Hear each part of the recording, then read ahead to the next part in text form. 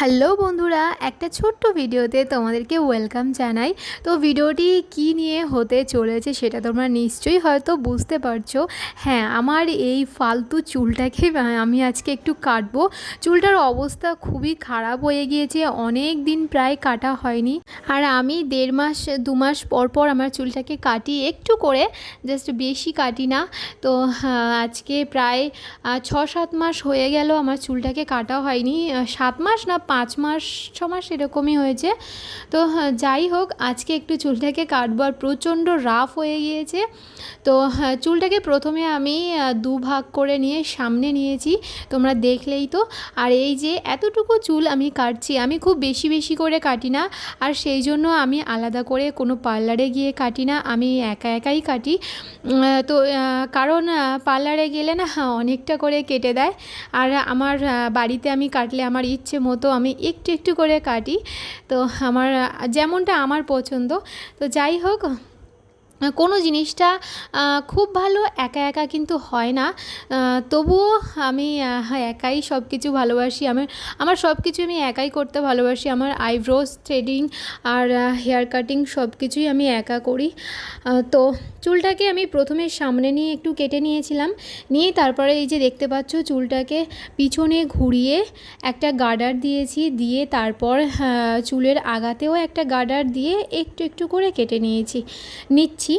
তো এই যে আমার চুল এতটুকু, আমার চুল খুব একটা লম্বা না, আমি সবসময় ছোট করে রাখি। ও হ্যাঁ, কি কাটিং করছি সেটা তো তোমাদেরকে প্রথমে বলা হলো না। আমি ইউ শেপ করব, একদমই খুবই হালকা একটা ইউ শেপ করব, ডিপ ইউ না। তো এই যে হালকা একটা ইউ শেপ এসেছে কি সেটা তোমরা আমাকে কমেন্টে জানিও।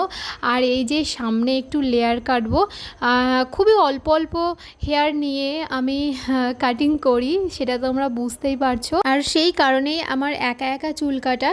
তো এই যে দেখতেই পাচ্ছ দুটো ভাগ করে নিয়েছি। এই চুলটাকে আমি একটু সামনে হালকা একটা লেয়ার শেপ রাখবো, আর পিছনের বাকিটা চুল আমি খোপা করে রেখেছি। আর এই যে সামনের চুলটাকে রোলিং করে নিয়ে প্রথমে একটু কেটে নিয়েছি।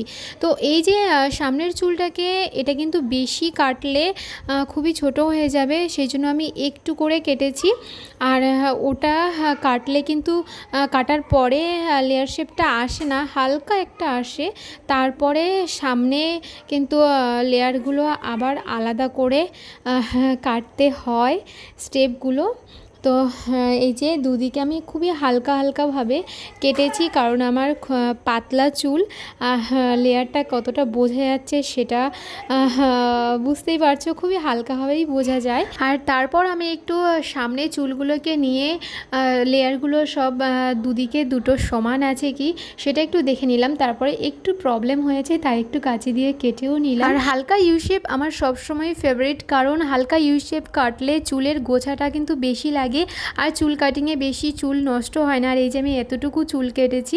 তো এই যে দেখো ফাইনাল লুক, দেখো এইভাবে একটা ক্লিপ দিয়ে বাঁধলে চুলটাকে দেখো কতটা গোছা লাগে, সেই জন্য আমার এই কাটিংটা সবসময় ফেভারিট। তো ফ্রেন্ডস, যারা চুল বেশি কাটতে চাও না, ভয় পাও যে পার্লারে গেলে অনেকটা করে চুল কেটে দেবে, তারা কিন্তু ঘরে এইভাবে ট্রাই করতে পারো আর করে দেখতে পারো কেমন লুক আসে। তো যাই হোক, আমার ভিডিওটা কেমন হলো কমেন্টে জানিও। টাটা।